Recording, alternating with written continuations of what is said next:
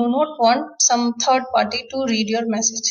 Then what we generally do, we are sending letters, like we are writing letters, then just keeping them in an envelope and pasting it, and we are just supposing that nobody is going to read our letter and it is going to reach the friend safely.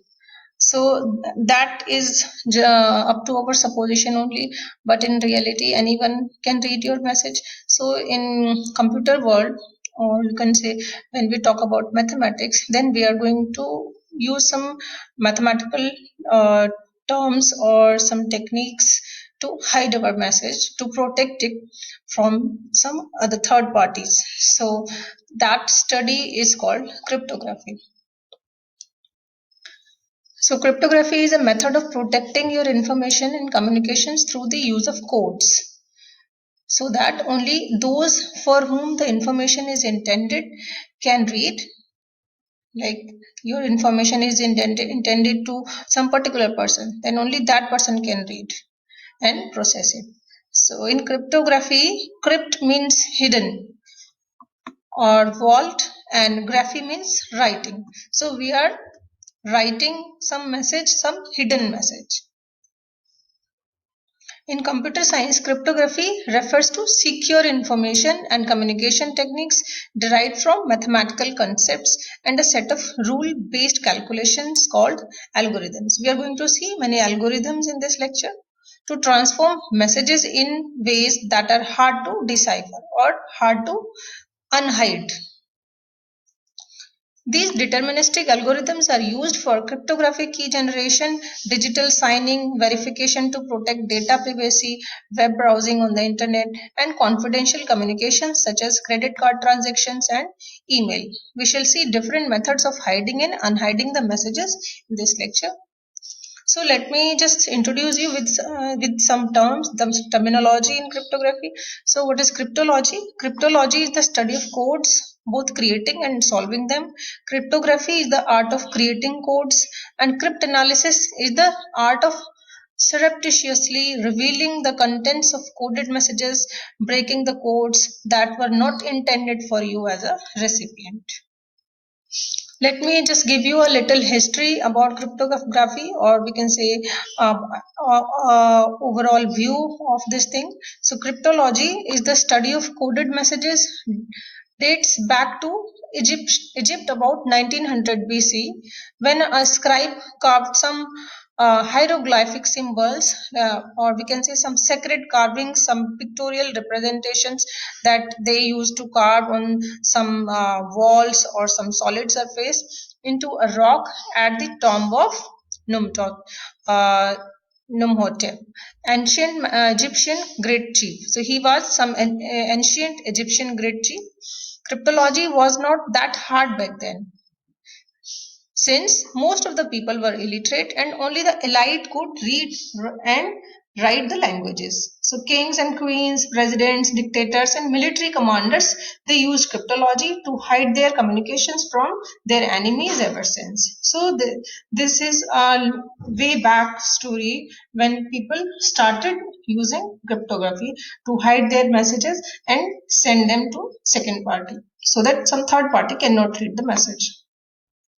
An interesting example is Mary, the Queen of Scots. Let me just tell you a story behind this cryptography. In 1577, John Donne, ruler of Austria, had worked out a plan to invade England, dethrone and kill Queen Elizabeth, put Mary on the throne, and then marry her. But Elizabeth's minister Francis smelled a rat and had Mary confined to castles way away from Elizabeth. So Mary's page, Anthony Babington, began plotting to have Elizabeth assassinated 1586 with the help of Don Juan and Philip, the King of the Netherlands. So Babington employed Gilbert Gifford to smuggle encrypted communications between him and Mary out of the castle in beer barrels. So as it turns out, because Gifford was an agent working for Walsingham, so those messages got delivered to him immediately. So then he employed Thomas Phillips. He employed Thomas Phillips to decrypt those messages, which thoroughly incriminated Mary of plotting to kill Elizabeth, and she was convicted of high treason. So, at 8 a.m. on the morning of 8th February 1587, the executioner chopped off Mary's head with an axe. So, such is the importance of ensuring your code is hard to break. Thomas Phillips then became England's first cryptanalyst, establishing the role of code breakers in the future. So this is a interesting story behind cryptanalysis. So let us see this. We have two persons, Alice and Bob, and Alice wants to send message M to Bob, but he want to send message with a lock. Like lock message, that means he is encrypting the message or he is hiding the message with some function f. This function is f is working like a key, means m is the message and we are locking it with the function f and then sending m dash to Bob. And Bob knows what is the inverse of this function, that is his private key, and because he knows f inverse, so he can apply f inverse and he will receive the original message m. So the message m which Alice wants to send is called plain text, and the message m dash which Bob receives, that's called ciphertext. The codes are called ciphers. The information to be concealed is called plain text, and after transformation to a secret form, a message is called ciphertext. The process of converting from plain text to ciphertext is called encrypting or enciphering, and the reverse process of changing from ciphertext to plain text is called decrypting or deciphering. Suppose that you are not privy to enciphering and deciphering the message, but still you want to read the coded message, then it is called breaking the code, and science of code breaking is called cryptanalysis. Let me tell you what is symmetric key cryptography. We are going to see two types of cryptography, symmetric key cryptography and asymmetric key cryptography. So first, what is symmetric key cryptography? So in this figure you can see it is written key is equal to 2, and here in the outer circle you can see that A to Z alphabets are written, and this inner circle here also A to Z are written, but here A is below Y.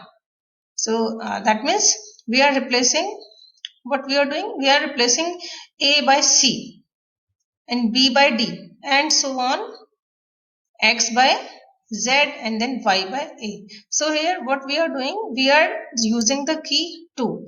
We are, suppose we have some message which contains A, then we are going to replace that A by C and then sending it to the receiver.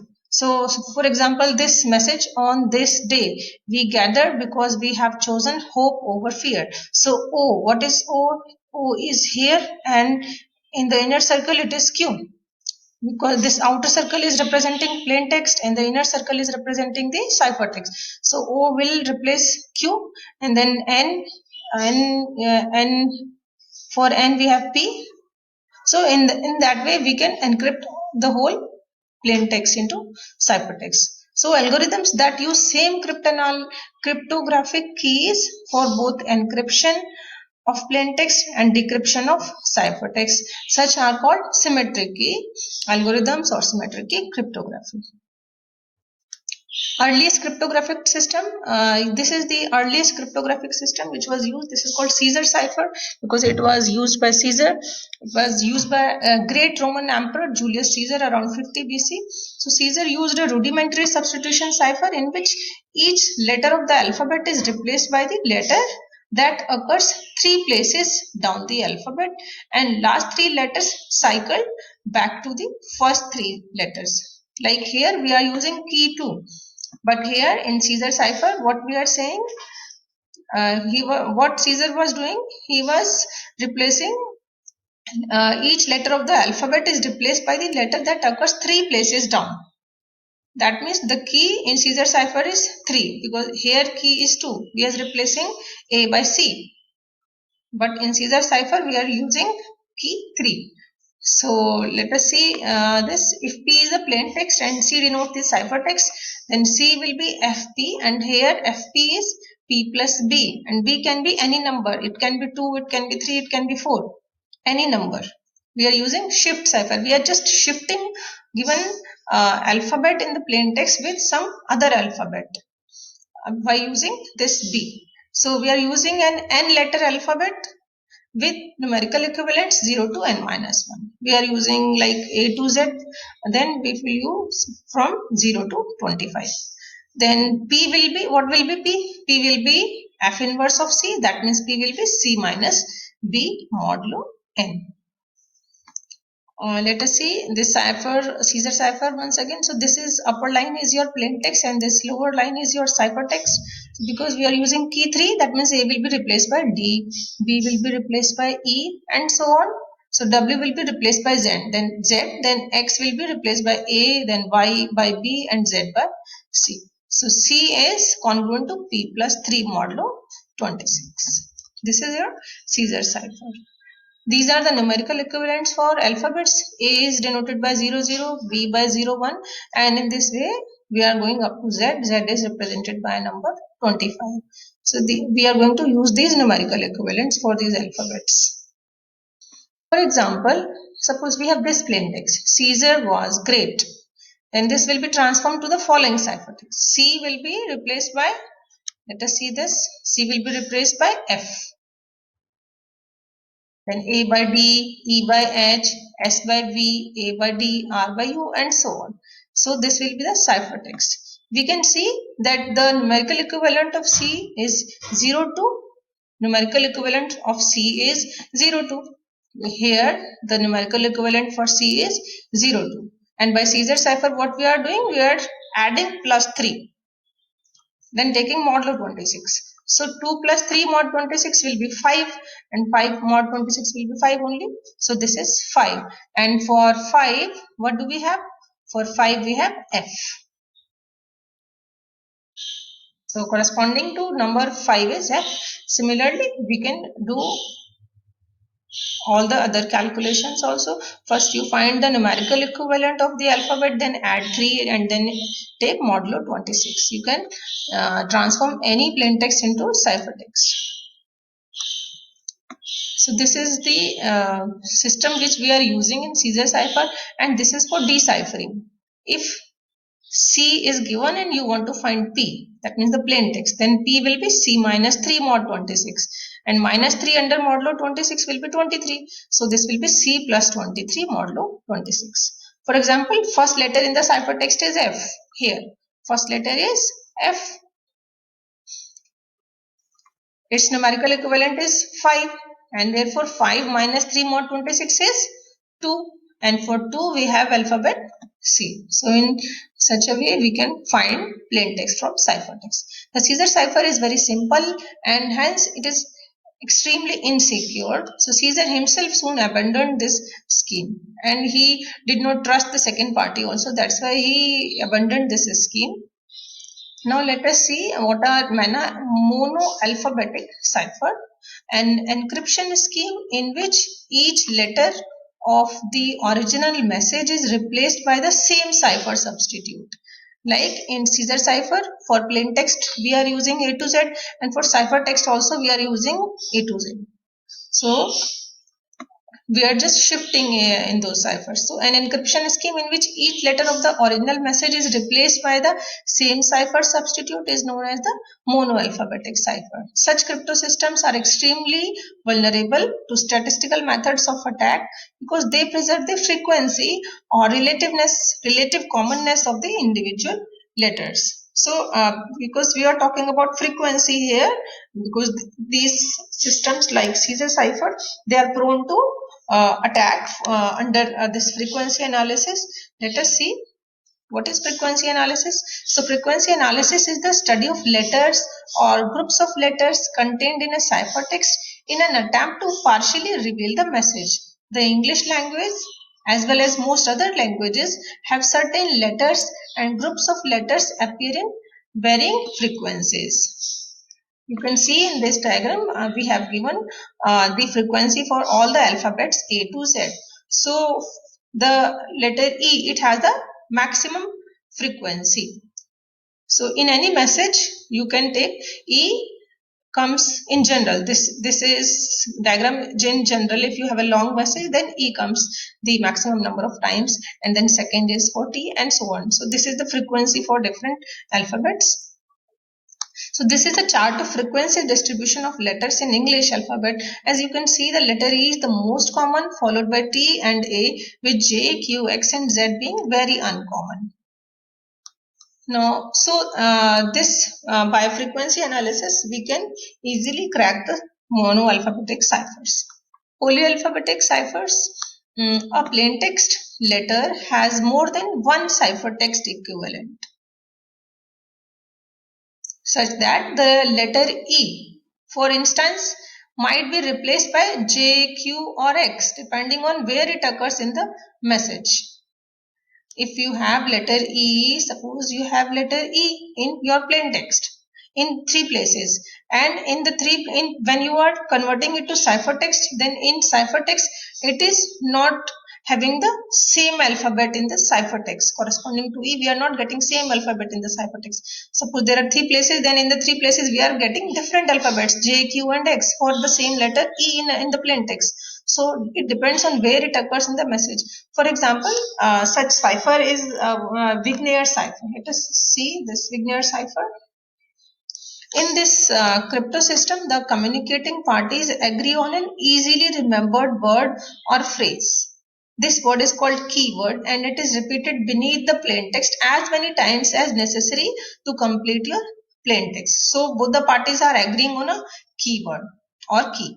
The message is then enciphered by adding modulo 26 each plain text number to the one immediately beneath it.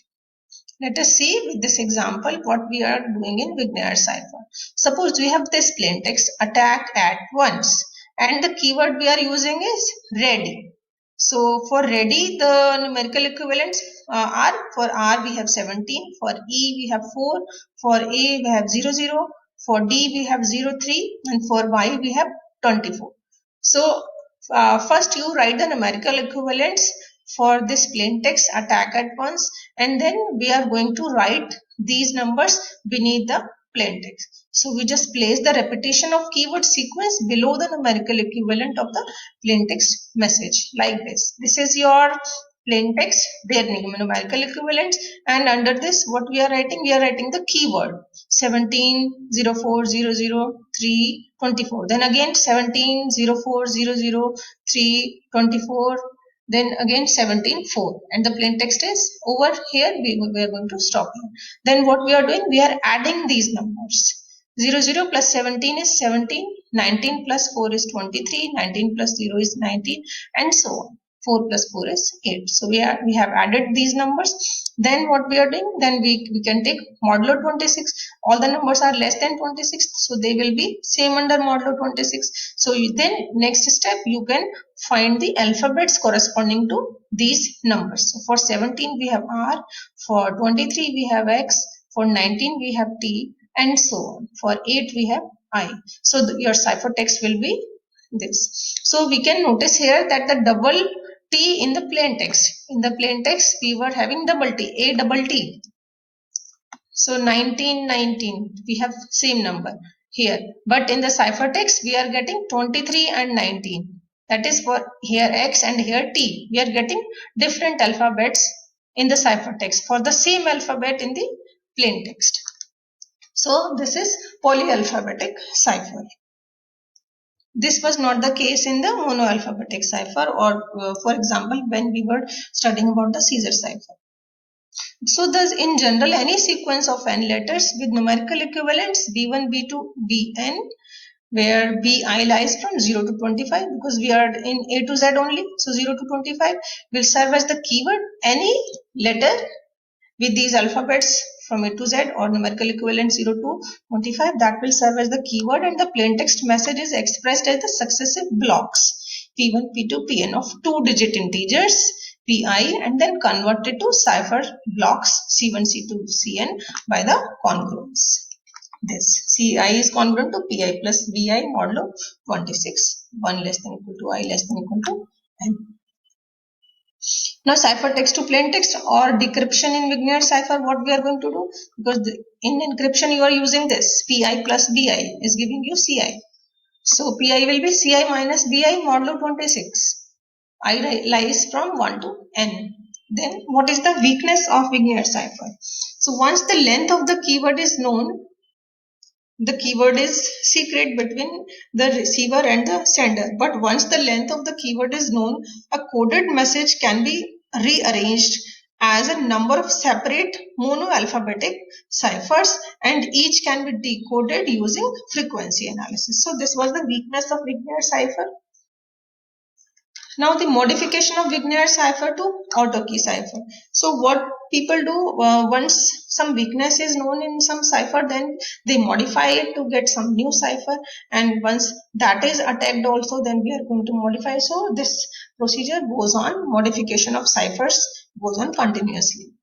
So in the modified cipher, the concept of auto key or automatic key was used. This approach makes the use of plain text message itself in constructing the encryption key. So here we are not taking any keyword. We are taking auto key or automatic key, and that is from the plain text only. We are using plain text for enciphering the message. So what we are doing, we start with a short seed or a primer, generally a single letter. We are not taking a keyword. We are taking a single letter followed by the plain text message. For example, you can see here the plain text is 1 if by dawn. So encrypt this plain text using the auto key or seed letter K. So we are using this seed letter K.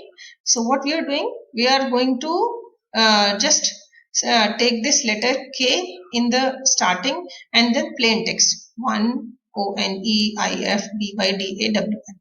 So this will become your keyword. The message itself is becoming the keyword, but with this seed letter.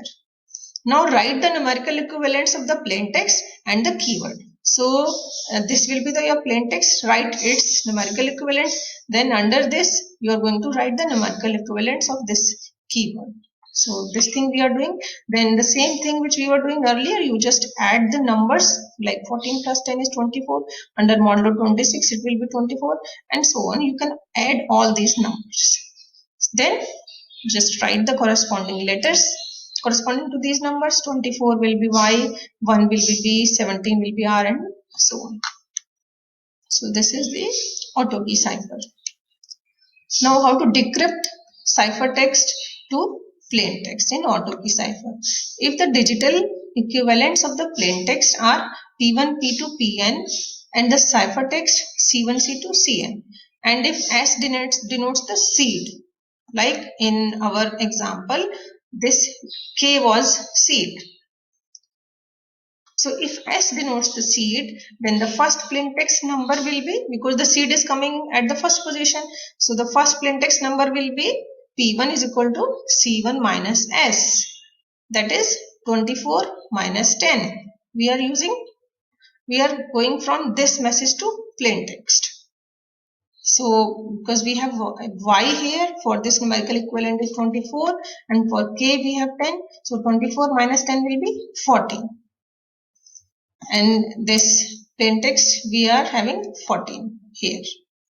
So this we got. Now next, thus the deciphering transformation becomes Pk is equal to Ck minus Pk minus 1 mod 26, where K lies from 2 to n. For example, P2 will be 1 minus 14, that is minus 13, and minus 13 is congruent to 13 modulo 26, and P3 will be 17 minus 13, which is congruent to 4 modulo 26. So this is the deciphering from ciphertext to the plain text in auto key cipher. To ensure a higher security in alphabetic substitution cipher, Hill cipher was devised by Lester Hill in 1949. So to make these ciphers more stronger, then one more cipher was introduced, It was called Hill cipher and it was introduced by mathematician Lester Hill in the year 1929. His approach was to divide the plain text into blocks of n letters and filling out the last block by adding dummy letters such as X.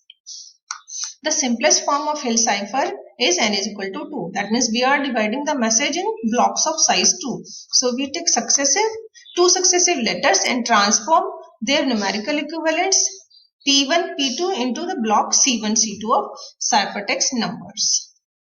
So if this P1, P2 is the plain text, C1, C2 denotes the ciphertext block, then C1 will be A P1 plus B P2 mod 26 and C2 is congruent to C P1 plus D P2 modulo 26. And this system will be solvable when GCD of AD minus BC with 26 is 1. And this result we have already seen when we were studying in the congruence in congruence lecture. I have already given you that result that this system is solvable if and only if GCD of AD minus BC and 26 is 1.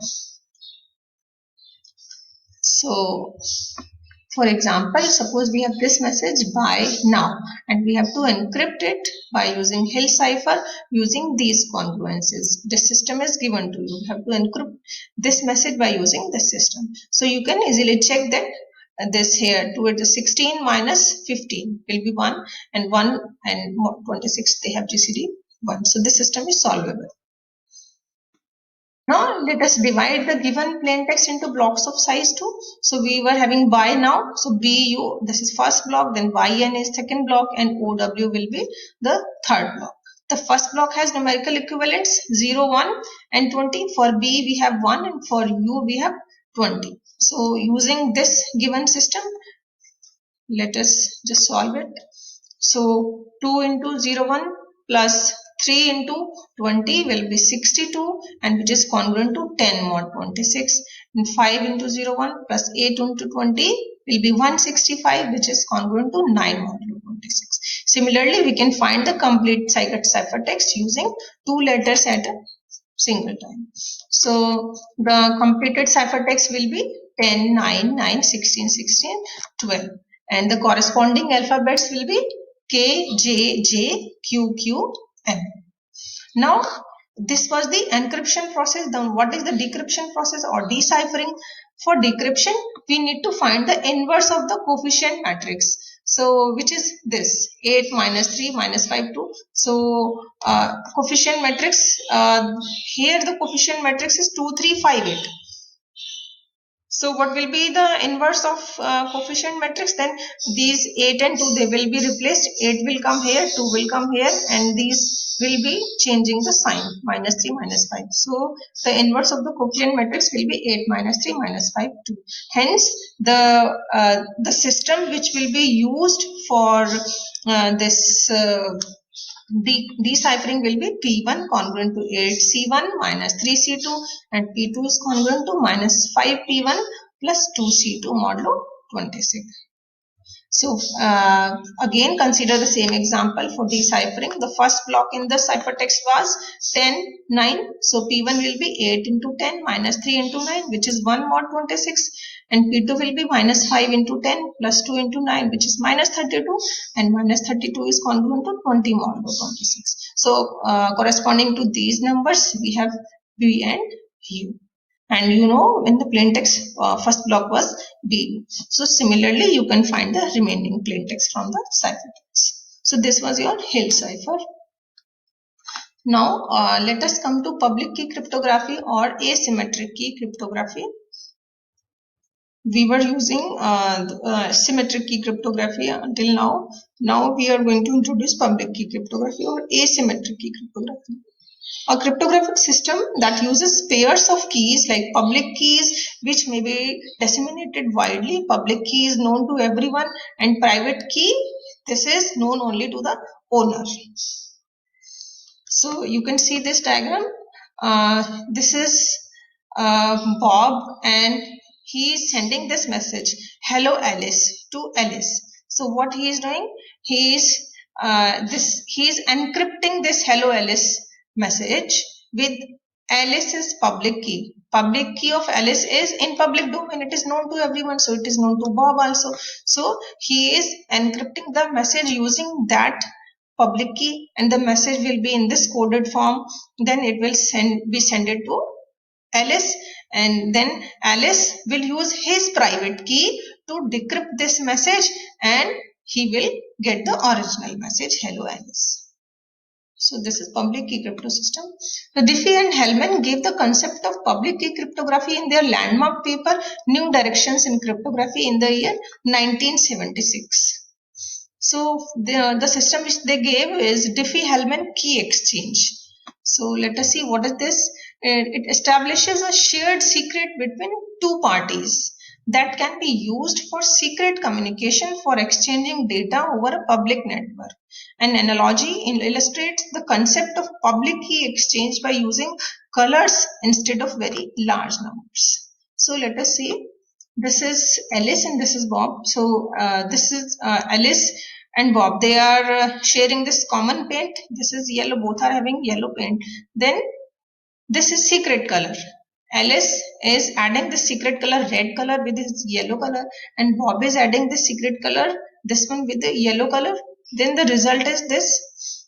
For Alice, the result is this, and for Bob, after adding the secret color, the result is this. Then what Bob is doing? Bob is sending this to Alice, and Alice is sending this to Bob by using public transport.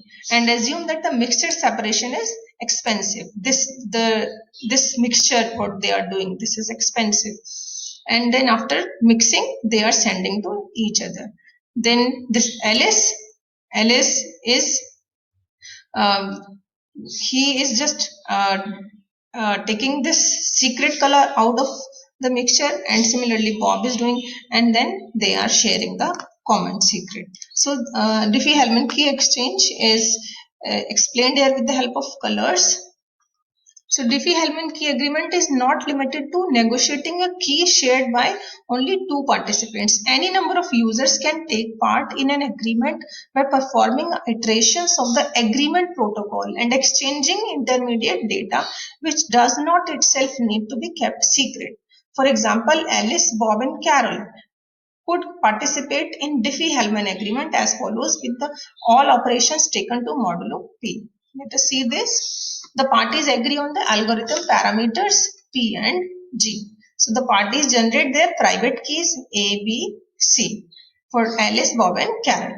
So Alice computes G to the power A and sending it to Bob. Then Bob is computing this A is the private key for Alice. So Alice known his private key, so he can compute G to the power A and send it to Bob. Then Bob computes G to the power A to the power B. Because B is his private key, he can use it, and then it will be G to the power AB, and he then sends it to the Carol. Then Carol computes this message by using his secret key C, then will be G to the power ABC and uses it as her secret. Now Bob computes G to the power B and sends it to Carol.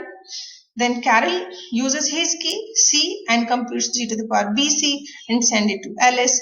And then Alice computes this message by using his secret key A, and this will be G to the power BCA, which is G to the power ABC, and uses it as her secret. So Carol computes G to the power C and sends it to Alice. Then Alice computes this message with his secret key A, then this will be G to the power CA and send it to Bob, and then Bob can compute by using his secret key, which is B, so this will be G to the power ABC and uses it as his secret.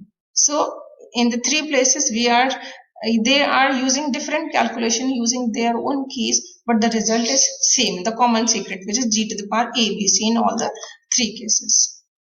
So the eavesdropper has been able to see G to the power A, G to the power B, G to the power C, then G to the power AB, G to the power AC and G to the power BC, but cannot use any combination of these to efficiently reproduce G to the power ABC. So this is Diffie-Hellman key exchange.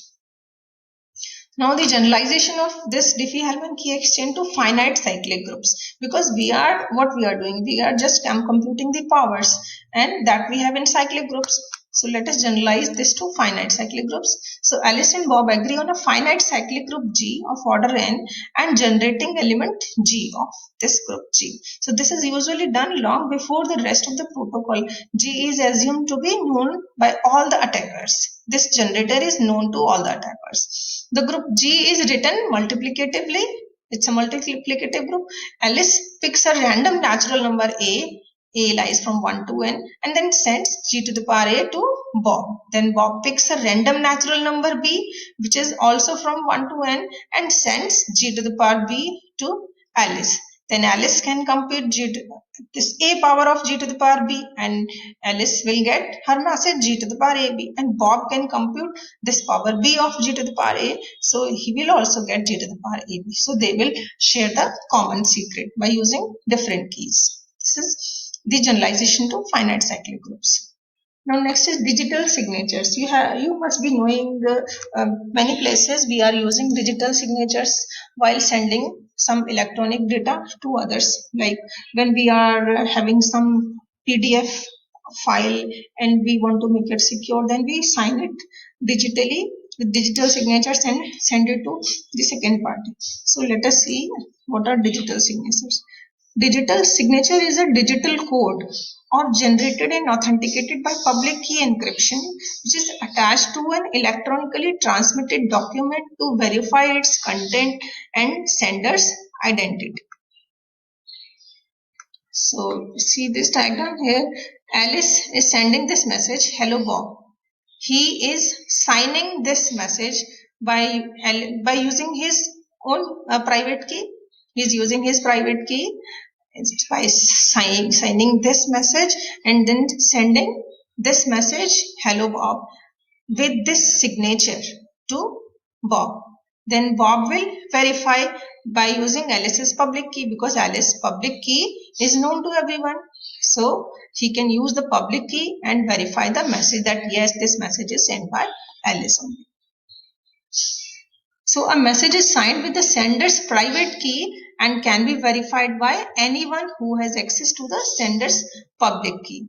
This verification proves that the sender has access to the private key and therefore is likely to be the person associated with the public key. This also ensures that the message has not been tampered with, as a signature is mathematically bound to message its originality was made with, and verification will fail to practically any other message, no matter how similar to the original message.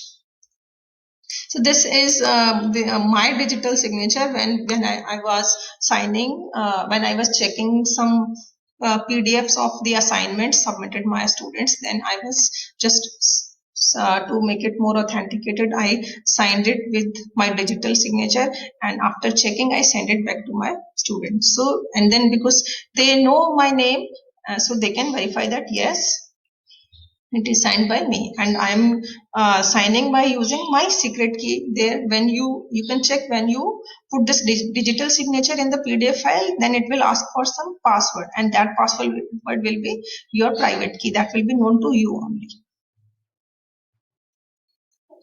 The most widely used public key crypto system is RSA crypto system, and it was proposed in 1978 by three mathematicians, Ronald Rivest. R is for Ronald Rivest, and this S is for Adi Shamir, and this A is for Leonard Edelman. These last names, first letter, this is used in this RSA. So this is widely used public key crypto system. So what is this RSA algorithm? This is key generation part. What we are doing, we are selecting any two prime numbers P and Q, both are prime and they are different prime numbers. Then next we are going to calculate n, which is the product of these two prime numbers. Then calculate phi n. Phi n we already know, this is number theoretic function phi n, which is p minus 1 into q minus 1. Then we are selecting an integer e, which is less than phi n and relatively prime to phi n. Then so this e will be your public key, and then calculate d such that d into e under mod phi n is 1. That is, d is the inverse of e. So public key is this pair EN and private key is this pair DN. If plain text is your M, we are taking that plain text M is less than N which is the product of P and Q. So we are taking M is less than N. Then ciphertext will be M to the power E. We are taking the numerical equivalent of this M, then calculating power E under modulo N. So this will be ciphertext, and from ciphertext to plain text we are going to use the secret key, which is your D, because D is the inverse of E. So if I have M to the power E, then if I just take the power D, then E into D will be 1, then we will get the original message M. So ciphertext M, this will be C to the power D modulo N. Just explaining it here once again. Let's see. In RSA crypto system, following algorithm is used to encrypt a given plain text. Choose two different primes P and Q. Then their product N, which is P into Q. This is the N is the enciphering modulus. Then choose a random integer K, or there we were using E. Choose a random integer E, which is less than phi n, relatively prime to phi n. Then the pair NE is called public key, and this is used for enciphering the message. So if M is the message to be enciphered, then we will calculate M to the power E mod N. We will get the ciphertext C. For deciphering the ciphertext C, to get the original message M, obtain the integer D which is less than phi n, such that K into J is congruent to 1 modulo phi n. Then NJ will be called the user's secret key. J exists here in this congruence. Kj is congruent to 1 modulo n. This J exists because GCD of E and phi n is 1. So because of this condition, we were taking E and phi n to be relatively prime. So the recovery exponent J can be determined only by someone who is aware of both the values of K and phi n. Phi n which is P minus 1 into Q minus 1, and consequently must know the prime numbers P and Q. So if you have the product only the number n, which is the product of two prime numbers, and the prime numbers are very large with hundreds of digits, then from that n you will not be able to find those two different prime numbers P and Q, such that P into Q is n. So this is computationally very difficult. So this makes J secure from some undesired third party who would know only the public key N and Q. So that is why this system is very secure and we use it widely. Let us see this example of RSA crypto system. So here, because we are just considering an example to make you understand what is RSA algorithm, I am taking these two simple prime numbers, P is 17 and Q is 11. Then compute N, which is P into Q, that is 17 into 11, which is 187. Then next step, we are going to compute phi n, because P and Q are prime, so phi n will be P minus 1 into Q minus 1, that is 16 into 10, so this is 160. Then next step is selecting E such that E is less than phi n and relatively prime to phi n. So we can select E is equal to 7. Then determine D, which is the inverse of 7. So D into E is congruent to 1 modulo 160. So D should be less than 160. So in here you can use that Euclidean algorithm to find this inverse. So here D will be 23. So public key is 7, 187, this pair. And secret key is this D, 23 and 17 and 11. So if for example M is your 88, this is the message M, if the numerical equivalent is 88, then C will be 88 to the power this 7, this E, because E is your public key. So 11 to the power 88 to the power 7 mod 87 will be 11. And if I want to find plain text from ciphertext, then I will calculate the power 23, because 23 is your D. So 11 to the power 23. So under modulo 187 it will be 88, which is your M. Let's just see this question. Here we have to encrypt the message no way today using RSA crypto system using P37 and Q is equal to 73. So find N, which is P into Q, that is 37 into 73, which is 2701. Phi N will be p minus 1 into q minus 1, which is 2592. Now choose an integer k such that GCD of k and 2592, which is phi n. So k and phi n relatively prime. We have to choose such an integer k. Then k we can choose 47, and this will be the enciphering exponent. Let us write the digital equivalents of the given message nowhere today. So for n we have 13, for O we have 14. For this blank space I am using 26, and then WAY again blank space, so again 26, then today. So this is the message M. So because our n is here 2701, so that will be, again we are going to just divide the message, this plain text, into size of 4, block of size 4, because n is a 4-digit number. So here for blank space, dummy variable x is taken, for which the digital equivalent 26 is used. Here this for blank space dummy variable x is used, and for x we have 26. Then again here we are dividing the message into block of size 4. And ciphertext for the first block, this is 1314. So if I calculate 47 power of this number, it will be 1241 under modulo 2701. Similarly, we can find the ciphertext for other blocks in the plain text, and you can find. So for the decryption process, we have to find the inverse of 47 under modulo phi n, which is 2592. Then by Euclidean algorithm, you already know what is Euclidean algorithm. It is used to find the inverse under modulo some number. So if I want to find the inverse of 47 under mod 2592, then it will be this number 1103. So 1103 is the recovery exponent, or this is the private key. So this 1241, the number which we get here, this the ciphertext 1241. If I calculate the power, this 1103, that is the secret key, then I get the back plain text 1314. So we can do the same process for the other blocks also.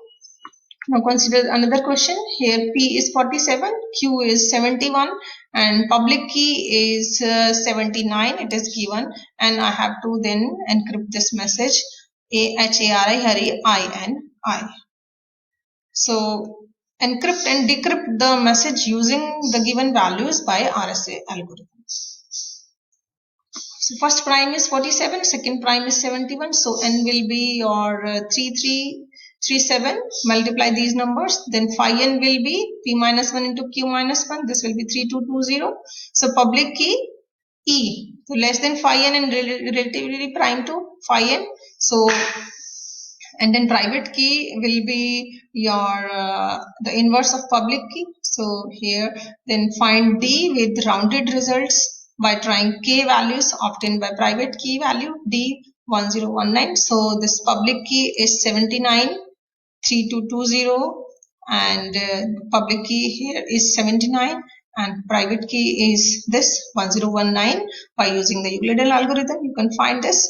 So public key and private key is known. So because we are going to use this binary character table, ASC2 symbols for the given message. So I'm showing you this table, ASC2 codes for different letters. So if for this small ABC, they are the ASC2 codes, and these are the binary codes. We are not going to use binary codes. And for capitals, we have these ASC codes. So the message is HARI, then space, then INI. So H, capital H, for this we have 72. Then A, for A we have 65. For R we have 82. For I we have 73. And for blank space we have 32. So HARI 72, 65, 82, for I 73, then blank space 32, then INI. These are the conversion. So for this encryption process, when we break the message M into smaller blocks, for example, M is broken into 6 blocks that require 3 digits. So 726 first. So this if I write these numbers in a straight array, then 726582733. So we are taking 3 numbers at a time. 726, then 582, then 733, then 273, then 787. So, and in the last we have 003. So the ciphertext will be plain text to the power E, the public key. So first is 726 to the power 79 modulo 3337 will be 215. 587 to the power 79 modulo 3337 will be 776, and so on. We can find the ciphertext. So ciphertext will be this. And plain text will be ciphertext to the power D, the private key. And under modulo 3337 you can find these numbers, the message M. Then these numbers will be back converted to some the ISC2 symbols. Then for 72 will be H, 65 for 65A. So here we have 3 blocks, but for getting the original message we have to just make it a block of size 2. So 72, 65, 82, 73, 32, 73, then 78, then 73. So we will get the original message back. HARI space INI. So this is done by RSA algorithm. So we are done with this lecture. Let us see what we have done in today's lecture. First, I just gave you a little bit of history about cryptography, what is cryptography and how it started. Then we saw the terminology, different terms, cryptography, cryptanalysis, then encryption, what is encryption, what is decryption, how to hide and unhide the message, basic terms which we are using. Then symmetric key cryptography, and under symmetric key cryptography we have seen Caesar cipher, and then we saw frequency analysis, monoalphabetic ciphers, polyalphabetic cipher, Vignere cipher, and digital signature.